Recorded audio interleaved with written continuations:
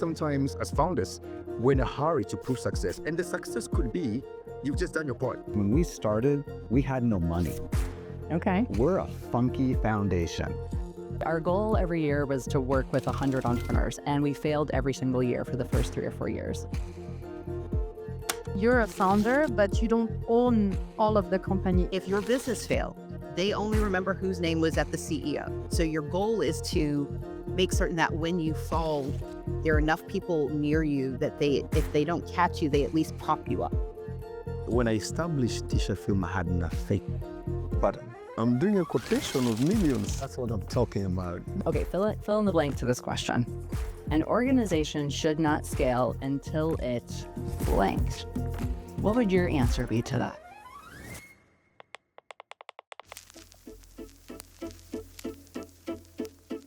Hi, I'm Sara Leedom, the COO and co-founder of Inkomoko, and we're here today at Atelier, a creative design studio in the heart of Kigali, to film this next conversation with Doug Galen, the CEO and co-founder of Rippleworks. And we're excited today to have this conversation to talk about the intersection of social enterprise, social impact, and business. So thanks for joining in to Inkomoko's conversation with Doug Galen. We're doing this. It's so cool. Yeah, it's going to be fun. So Doug, you are from San Francisco. You're here visiting us in Rwanda. You're the founder of this fantastic organization, Rippleworks, which, similar to Inkomoko, provides advisory, business training, and also capital to help businesses grow. Tell me in your words, what's the 10-second pitch for what is Rippleworks? We support people who are changing the world to make the world a better place. Great. Well, we do too, and we're glad that you're one of our partners. So thank you for being here. Yes. So Rippleworks is one of several organizations that you founded. Tell me a little bit about why you decided to found Rippleworks and the journey that you've gone on. Well, there's the long version, and I'll try to make the long version short, okay. Which is, this is my daughter's fault. Hey. So my daughter was 13, It was 2013, and we were having a conversation about what is she gonna do to make the world a better place? And I was at my 5th startup. It was a really cool startup. It was a mobile app that if you walked into a retail store, we would get you to spend more money. Okay.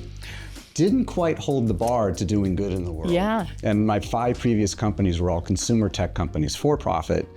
And that's when I made the decision that I was going to leave my old world and start a new chapter. Okay.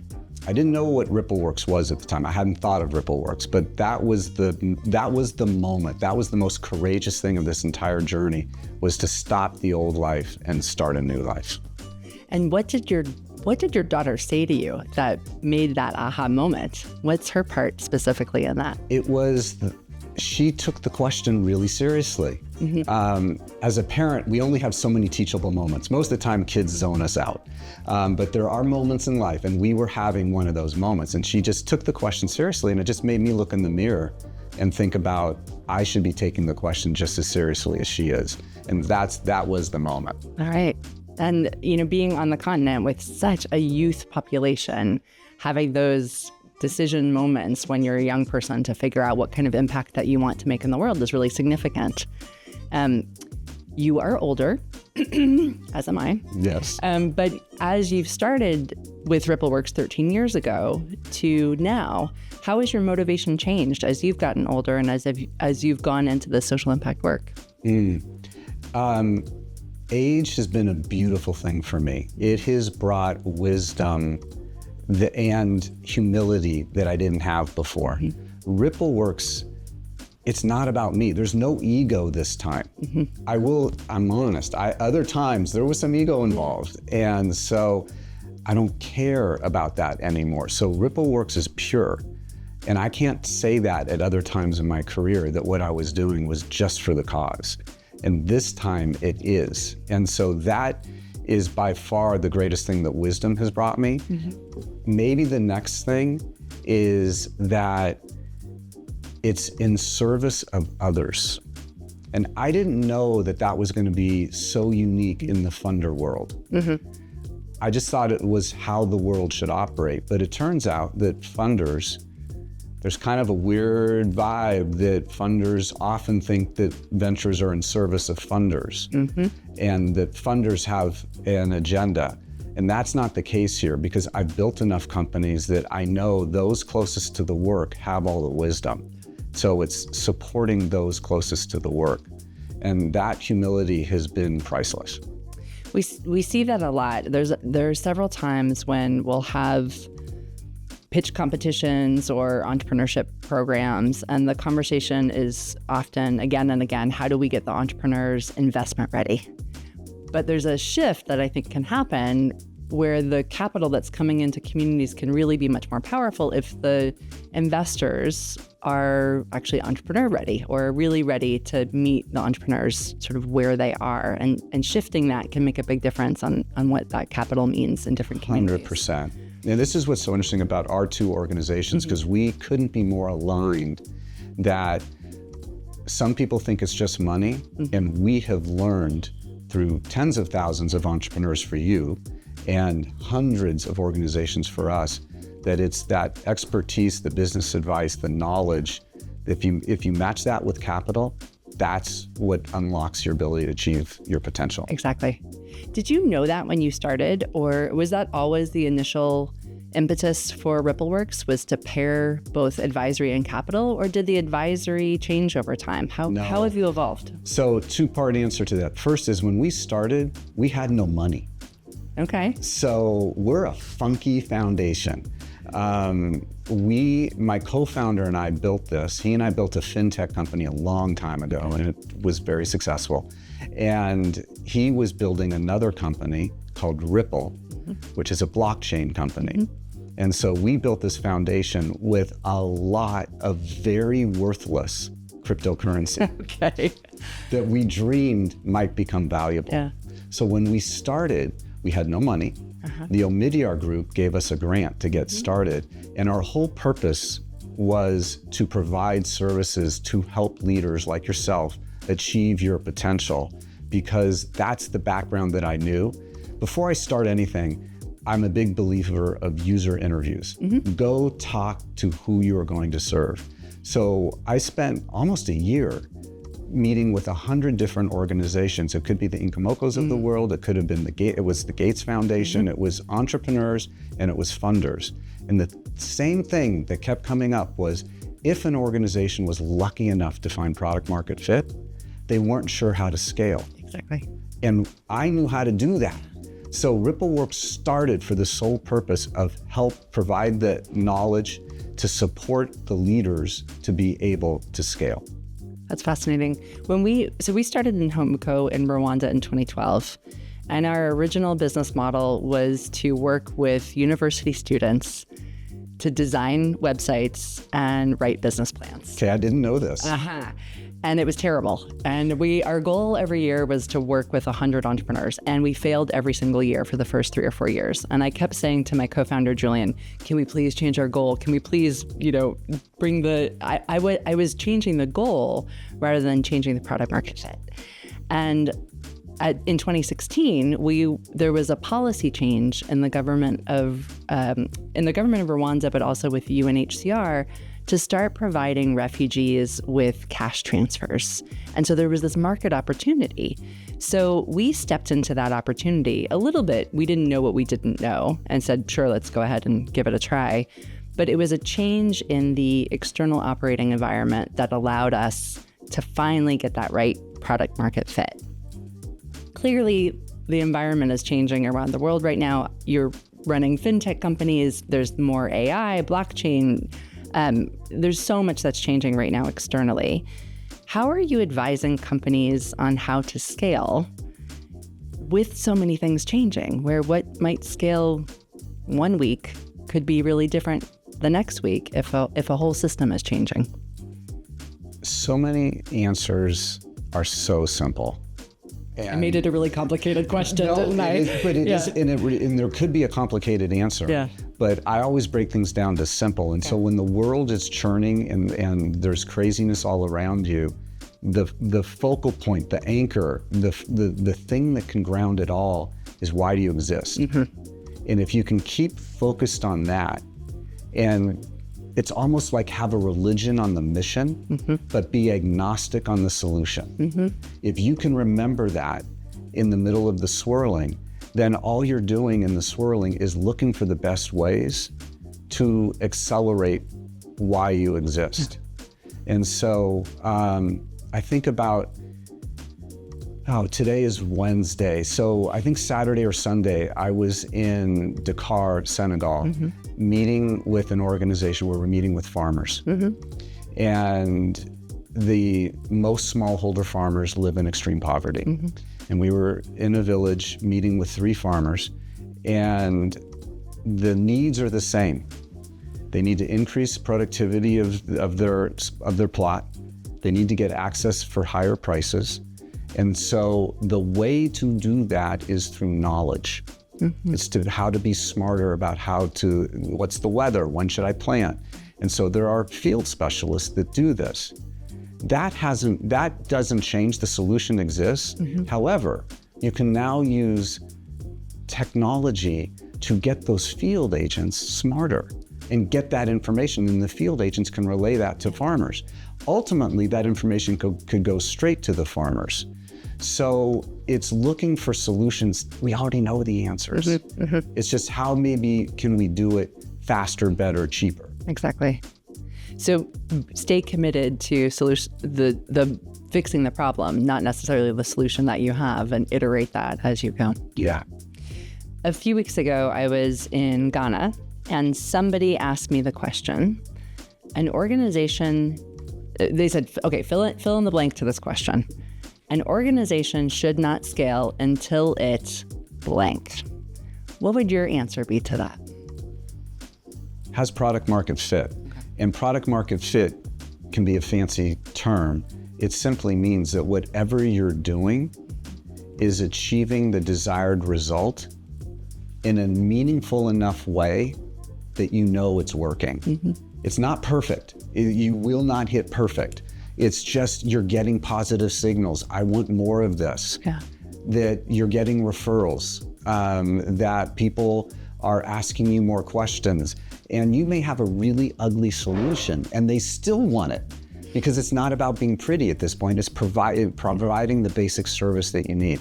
That's when you know you're ready to go to step B. Yeah, okay. And by the way, I get the honor, I get to teach this stuff at Stanford University in the business school. So we have a whole set of curriculum that we've created over the last decade, which I then get to bring back to all of our ventures. That's amazing. And so when you're on this trip and you're seeing what you're seeing in East Africa, what are you bringing then from what you're seeing in East Africa back to, or West Africa as well with being in Dakar? What are you learning here that you then will also bring back to Stanford?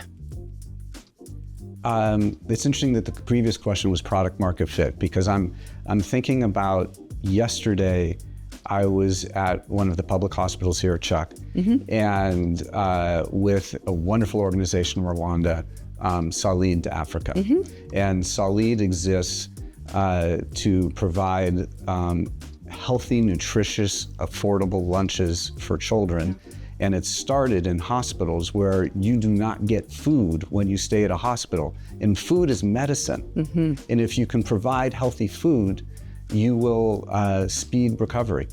So back to the point to answer your question, I was in a small room, about the size of the room that we're doing this podcast in. We were sitting in little children chairs. It was a playroom for children. We had just finished serving mothers who are there at the hospital to wait for surgeries or care for their babies. And a woman had been through 7 deaths of her children. She was with her 8th, and she was unable to breastfeed. And Salid was providing her food and porridge and soft foods that she never knew that that was gonna happen. She came to this hospital not knowing how she was gonna eat. And as a result, she is producing milk, she is feeding her malnutrition, premature baby. The point of this story is the basics work. Just figuring out how to provide food in an affordable way. We don't always have to go to the next cool, shiny thing Tomorrow, I'm going to go look at bridges that we helped build through Bridges Through Prosperity, where by just building a bridge, just a bridge, it's not technical, just a bridge will double the number of girls that go to school because now they don't have to walk overnight and it's not safe. It will increase the income of farmers by 70%. So I'm leaving from East Africa with a reminder that it doesn't always have to be the next cool, shiny object. Amazing. Thank you. Well, please keep bringing the stories of East Africa back to the students that you're working with and the larger community. I mean, that means a lot to be able to ensure that knowledge transfer is going both ways, and is really part of what we are about at Inkomoko as well. One of the things that we did similarly in striking the right product market fit is we brought the model that we had used with entrepreneurs in, mainstream entrepreneurs, but we brought it into a context which had never tried that model in that setting. So we started to do training, consulting, and access to finance with entrepreneurs in refugee camps. And it was really a swerve away from the traditional aid model where you get your food products, you get your clothing products, but this was really putting cash in the hands of people to decide what they wanted for their own communities. And in some ways, we used a model that we already knew worked, but we just iterated in a very disruptive way by bringing it into a different context. When you're working with entrepreneurs or giving advice, where is that balance between real disruption and also sort of best practices and using some tried and true examples? Like where should somebody iterate and where should somebody say, no, these are the basics and we can keep working on these basics? So I'm biased in my answer, but I have a firm view. And it's not often that I come out with firm views because usually the answer is whatever the founder thinks they should do is what they should do. In this case, you should be constantly iterating. It never should be the same thing because times change. 2 years change. Sometimes 1 year changes. Sometimes COVID hits and 3 months change. So one needs to build the environment in an organization to always iterate.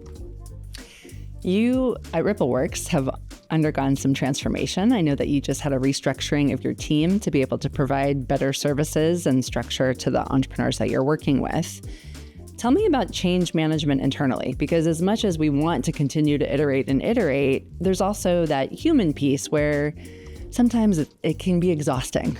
Rapid growth can be exhausting, even though it's... You're asking for a friend here, I'm asking for a friend.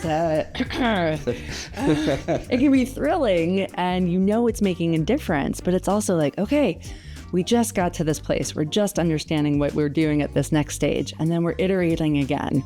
How do you do that and not burn yourself out and leave people behind on your team with so much change? Come back to a previous answer. Stay anchored on why you're doing what you're doing. And if you see a better way to improve things, it's your responsibility as a leader to aspire to achieve that. Now, there is only so much an organization can withstand at any one time. So the governor on that is, do you feel like you understand your organization well enough to know what it can handle? In our case, it was an interesting little thing that can happen with a lot of organizations. As whenever you start a company, you start with one service or product. We had one service or product. It was these 2 to 4 month engagements where we focus on whatever the priority is of the CEO, we provide support, help them solve it. We then realized, oh, this is kind of cool. There's another thing we can do to help organizations, and we can support leaders through workshops, super practical workshops. So we added service number 2. We've run 1,600 leaders, some of them from Inkomoko, through this product. Then realized, you know what? Some people don't have the patience to wait 2 to 4 months for a project or go through some services. Let's create expert office hours, which is you have a need, pick up the phone, we'll provide you, we'll get you aligned with an expert who will work with you on something immediately. So all of a sudden we had these different lines of services, and we were talking one-to-one to each venture by each product line versus we should be thinking about venture as a venture with account management almost, that then puts our venture into whatever product we have. So that was the basis for our reorg, which is the mission, vision, true north. How do we better serve ventures? Then looking at what are we making things harder for our clients, our ventures, which was too many points of contact. We got to create one point of contact. What reorg will solve that? Yeah. Okay. And at Inkomoko, we have benefited from all of these different services. I mean, it's, there's sometimes when, and all of our clients come to us and say, how to, help us grow, help us grow, help us grow. And that is what we do. And it really is humbling that in the midst of providing services to entrepreneurs, we ourselves are scrambling to keep up and change and grow. And so having partners like Rippleworks, it feels like we're all on these parallel journeys together. And I think there's so much to be learned. You guys are growing and changing. We're growing and changing. The entrepreneurs that we serve are growing and changing. And to really elevate those lessons is humbling and puts us all in the same, pulling in the same direction. Rippleworks has supported Inkomoko with our org restructure, with putting together a whole data management process and some beautiful dashboards. But you've also insightful dashboards. They're not just beautiful. Let's be clear. They are insightful. We actually we use those dashboards every day, really, to make sure that we're monitoring what we need to monitor so that we can hold ourselves accountable to, are we meeting our mission? So those dashboards are not just for pretty pictures and PowerPoints, but really that accountability metric to the clients we serve. And then you've also supported us through the Audacious project and some fundraising that we've done this past year. If I can, flip our hair back a little bit, why did Rippleworks decide to support Inkomoko? You've been a huge champion of ours. This was what was about journey. it? Yeah, this was a really fun journey. It started with aligned mission where we wholeheartedly embraced your model of money plus knowledge equals achieving someone's potential. Mm-hmm. Also, you cared about marginalized human beings who have been unfairly, are unfairly treated in many different ways. So you kind of had us at hello in terms of what you were focused on, but we don't stop there because we only have so many resources, so we want it to be put to good use. So the next part, there's 3 parts I'm going to talk about. The second part is, are you kind of good at what you do? Do you have some results? Is it working? And so 96% repayment rate, which means that you're identifying entrepreneurs that are scaling, that can have the ability to repay. Mm-hmm. Then you're increasing incomes by 70% for those that you support. Mm-hmm. And then what I really, really look for is under the cover, how's the quality of the service and product that you provide? And you're at 89% satisfaction. Yeah. 89% is incredible. Yeah. That's not just product market fit, that's crushing it. So the second category of how are you doing? Mm-hmm. And then the third category, the last category is, are you adventurous? Do you have ambitious goals? Do you want to go do something big? Yeah. And the answer was absolutely. Yeah. And so it has been an honor, absolute honor to support the work that you're doing. Thank you. Well, it's been an amazing partnership with your team. So we're really, really grateful. And for us, part of what makes good partnerships is a values alignment. For yourself as a leader, what are some of the values that you bring to your work every day? Well, one is evidenced in that little room that I sat in with South Africa with the mother telling her story is I lead with my heart, and I can be known to be emotional at times. And so I think the team both makes fun of me about that, and I think it is an honesty, a transparency, a sincerity. And it goes back to something we talked about earlier, which is humility and no ego. Yeah. I'm in this for just the reason of there's enough not good in the world that I want to dedicate the rest of my life to just one little person trying to bring some goodness to the world and use my platform to do that in whatever way that I can. So I think that leading with heart is probably one of the things that I bring. I think the practical thing is I can make order out of chaos. I can simplify what we need to do. I can see a landscape and I can break that down to where do we go. Yeah. And you do it with heart and purpose. Yeah. Beautiful. Doug, what else should we know about you or Rippleworks as we wrap up today?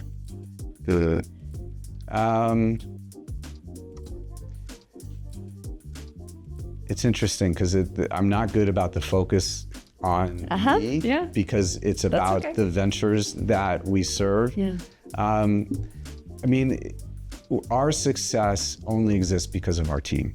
And my job now is not to provide a great service to you or the other 250 ventures that we support. It's to build the right team so they can deliver the services. And so I've had to really adjust my leadership style as a CEO, but we have a phenomenal team, and that is just immense pride that I get to, that is now my source of pride, is building the best possible team. And we are goofballs. We do not take ourselves too seriously. And I guess the other thing is push us, challenge us. That's what we dream of, is for us to be our best selves, is to be challenged. So that's what I wish people would know about Rippleworks, is show up authentically so that we can do our best work. Amazing. Well, I feel like the things we're taking away today, one, listen to your daughters. Two, make sure that you've got a right product market fit and that you're really connected to solving the problem rather than being committed to just whatever your own solution is. So iterate. Show up with heart and humility and continue to surround yourself with an amazing team. And so thank you for those lessons. I think those are really important for all the entrepreneurs that are listening today. And for us as an organization, we try to also do those things. So this has been a great conversation today, and really grateful that you're here in Rwanda, taking these lessons back and going to continue to walk with us on this journey. I'm really glad we got to spend this time together. Me too. Yeah. All right, Doug, we're doing hot takes. You ready? Let's do this. Okay. If you were to describe Rippleworks to a 10-year-old, what would you be your 30-second pitch? Ooh, okay. There are superheroes in the world, and some of them are those people who are trying to do good in the world. We support those superheroes to achieve their potential to do great things. Doug, what are you reading right now? I am reading, we're in the middle of making a huge bet at Rippleworks. So I just finished reading Raj Shah's book from Rockefeller Foundation called Big Bets, which is not about improving a situation, it's about solving a situation. What brings you inspiration? People around me. And if Rippleworks were a meal, what would it be? Jollof rice, by far. Spicy, interesting. Now we'll have the debate. Is it Nigerian? Is it Ghanaian? Is it Senegalese? That's a whole nother story. Amazing. Thanks so much, Doug. Thank you. So thank you everybody for listening in today to In Conversation. You can also follow along on our Spotify channel or listen to more In Conversations on the Inkomoko.com website. Follow us on social media so that you don't miss out on other conversations like the one we've had today with Doug from Rippleworks and other change makers in the social enterprise space. Thanks so much for joining us. Take care.